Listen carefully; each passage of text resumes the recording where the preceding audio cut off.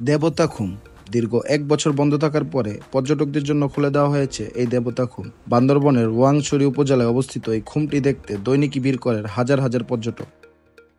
তো মাত্র ২,০০০ টাকায় কিভাবে একদিনে দেবতাখুম ভ্রমণ করবেন এবং কি কি কাগজপত্র লাগবে, কিভাবে যাবেন, কোথায় কি করতে হবে, সবকিছু থাকবে আজকের এই ভিডিওতে। তো সবাই শুরু থেকে শেষ পর্যন্ত আমার সাথেই থাকবেন। চলুন একসাথে ঘুরে আসা যাক দেবতাখুম থেকে। আমাদের এবারের দেবতাখুম যাত্রাটা শুরুটা হয় আশুগঞ্জ রেল স্টেশন থেকে। এখান থেকে আমরা রাত ৯টা ২০-এ মহানগর এক্সপ্রেসের চট্টগ্রাম পর্যন্ত 4টা টিকিট করে নিই। যেহেতু এটা একটা বাজেট ট্যুর, দ্যাটস ওয়াই আমরা ট্রেনে যাচ্ছি। আপনারা কিন্তু চাইলে বাসেও যেতে পারবেন চট্টগ্রাম পর্যন্ত। এখন যেহেতু ঈদের পর, দ্যাটস ওয়াই আমরা ট্রেনেও প্রচণ্ড ভিড় পেয়েছি। তো আপনারা যারা যাবেন অবশ্যই আগে টিকিট করে নেবেন, আদারওয়াইজ অনেক কষ্ট করতে হবে। সবকিছু ঠিকঠাক থাকলে ট্রেন আপনাদেরকে চট্টগ্রাম নামিয়ে দিবে ভোর 3:30 থেকে 4টার মধ্যে। রেল স্টেশন থেকে বের হই আমরা সকালের নাস্তাটা সেরে নিই জনপ্রতি 60 টাকা করে। নাস্তা শেষ করে জনপ্রতি 20 টাকা দিয়ে আমরা একটা সিএনজি নিয়ে চলে যাই নতুন ব্রিজ বা কর্ণফুলী সেতু পর্যন্ত। ওইখান থেকে আমরা বান্দরবনের বাসে উঠব।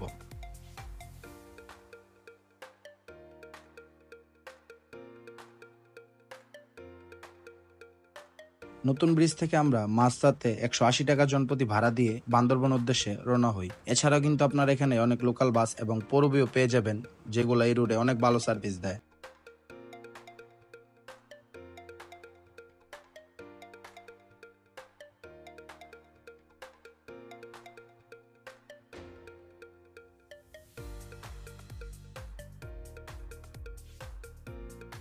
সবকিছু ঠিকঠাক থাকলে বাস আপনাদেরকে 1 থেকে 1.5 ঘন্টার মধ্যে নামিয়ে দিবে বান্দরবন। বান্দরবন নেমেই আমরা আরেকটা গ্রুপের সাথে অ্যাড হয়ে আমরা সবাই মিলে নিয়ে নিই একটা চাঁদের গাড়ি, যেটার ভাড়া পড়েছে 5,000 টাকা, আর যেতে পারবেন 10 জন। সো এই চাঁদের গাড়িটা আমরা ঢাকার একটা গ্রুপের সাথে অ্যাড হয়ে নিয়ে নিই। এছাড়াও যদি আপনারা লোক 5 জন হন, ওই ক্ষেত্রে কিন্তু এখানে মাহেন্দ্রা সিএনজি পেয়ে যাবেন 2500 টাকা দিয়ে। সকালের এই সুন্দর পাহাড় দেখতে দেখতে আমরা রওনা হই কচ্ছপতলী বাজার পর্যন্ত।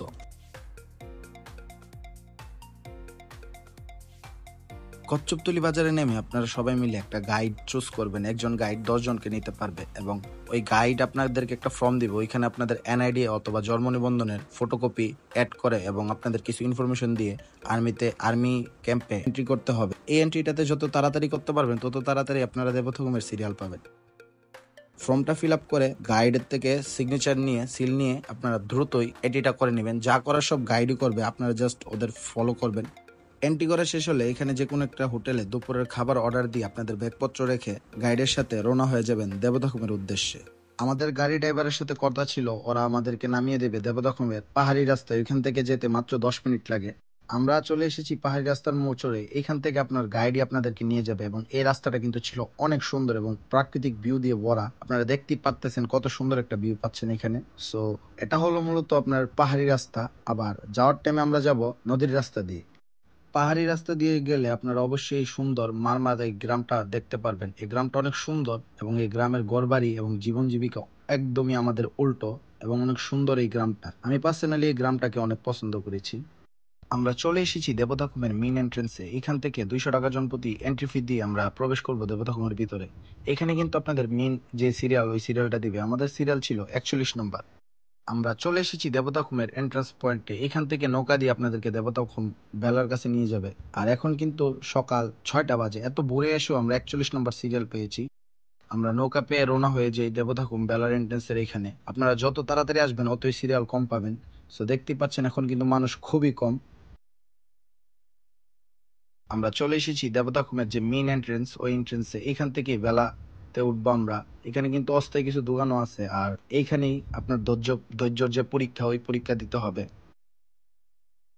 তো 3 ঘন্টা ওয়েট করার পরে আমাদের সিরিয়াল আসছে। এখন কিছুক্ষণের মধ্যে আমরা ভিতরে প্রবেশ করব, তারপরে আমরা ভেলাতে চড়বো। তো এতক্ষণ পর্যন্ত ধৈর্য ধরাটা কিন্তু অনেক টাফ একটা ব্যাপার। সব কষ্টের অবসান ঘটিয়ে আমরা ফাইনালি ভিতরে প্রবেশ করলাম। এখান থেকে আমরা বেলাতে উঠবো। আর এখানে কিন্তু লাইফ জ্যাকেট আছে। সো আপনারা চাইলে লাইফ জ্যাকেট পরতে পারবেন, বাট আমি পরিনি, কজ লাইফ জ্যাকেটের মান ছিল খুবই খারাপ। আপনারা দেখতেই পাচ্ছেন একবারে নিম্ন কোয়ালিটির লাইফ জ্যাকেট। সো কিছুক্ষণের মধ্যে আমাদের বেলা আসবে, দেন আমরা বেলাতে রওনা করে দেবতাখুমের ভিতরে প্রবেশ করবো ইনশাল্লাহ। আলহামদুলিল্লাহ, ফাইনালি এত কষ্টের পরে আমরা প্রবেশ করলাম দেবতাখুমের মধ্যে। আর এই ঘুমটা যে কত সুন্দর এটা একমাত্র আপনারা সরাসরি আসলে বুঝতে পারবেন। অনেক সুন্দর একটা অনুভূতি হয় এই ঘুমটার ভিতরে প্রবেশ করলে। ২ সাইডেই পাহাড়, মধ্যে দিয়ে যাচ্ছে নদী। সো এই পানিতে বালা চালানোর মজাটাই অন্যরকম। আর এই দেবতাখুম না আসলে আপনারা এই জিনিসটা কিন্তু বুঝতে পারবেন না বা ফিল করতে পারবেন না। চলুন ঘুমের ভিতরে যেতে যেতে এর কিছু তথ্য আমরা জেনে নিই। বান্দরবনের স্থানীয়দের মতে এটি প্রায় ৫০ ফুট গভীর এবং প্রায় ৬০০ ফুট দৈর্ঘ্য। এর কাছেই শিলবাদা ঝর্ণা। এই খুমের দুই পাশে রয়েছে বিশাল জঙ্গল। খাড়া পাহাড়ের কারণে খুমের ভিতরে সরাসরি সূর্যের আলো পৌঁছায় না। তাই খুমের যত ভিতরে আপনারা যাবেন ততই শীতল মনে হবে। এই জায়গাটি খুব শান্ত এবং কোলাহল মুক্ত। এর পানি বেশ স্বচ্ছ। বাঁশের বেলায় চেপে এই খুমের ভিতরে যাওয়ার পর্যটকদের এক অন্যরকম রোমাঞ্চক অনুভূতি দেয়, যা যে কোনো মানুষকে খুব সহজেই প্রকৃতির প্রেমে আকৃষ্ট করবে।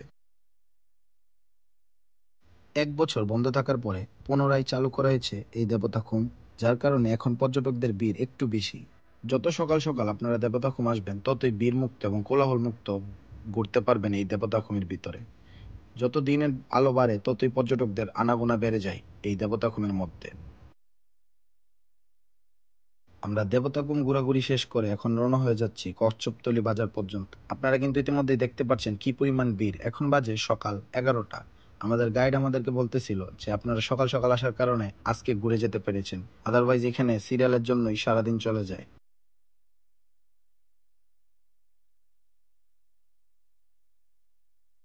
আমরা কচ্ছপতলী বাজারের উদ্দেশ্যে রওনা হই এই নদীর পথ দিয়ে। আসার টাইমে আমরা চলে এসেছিলাম পাহাড়ি রাস্তায়, বাট এখন যাওয়ার সময় আমরা যাচ্ছি নদীর রাস্তায়।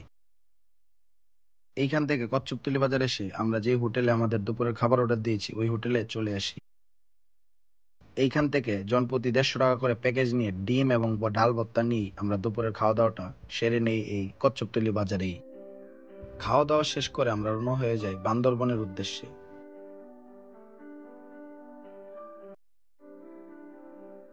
সবকিছু ঠিকঠাক থাকলে আধা ঘন্টা থেকে ৪০ মিনিটের মধ্যে আপনারা পৌঁছে যাবেন বান্দরবন। এইখান থেকে আমরা এখন চট্টগ্রামের উদ্দেশ্যে বাসে উঠব।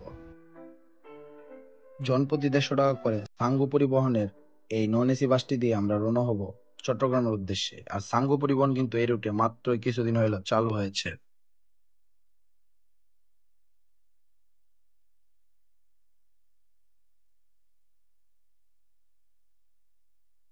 সবকিছু ঠিকঠাক থাকলে বাস আপনাদেরকে ১.৫ থেকে ২ ঘন্টার মধ্যে নামিয়ে দেবে নতুন ব্রিজ অথবা কর্ণফুলী ব্রিজের কাছে।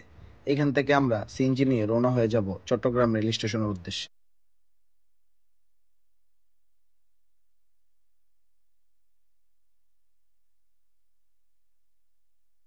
রেল স্টেশনে এসে জনপ্রতি ৬০ টাকা দিয়ে আমরা রাতের খাবারটা খেয়ে নিই। চট্টগ্রাম থেকে রাত ১১টা ৪৫ ঢাকা মেইলে ১২০ টাকা জনপ্রতি টিকিট করে আমরা উঠে যাই ট্রেনে।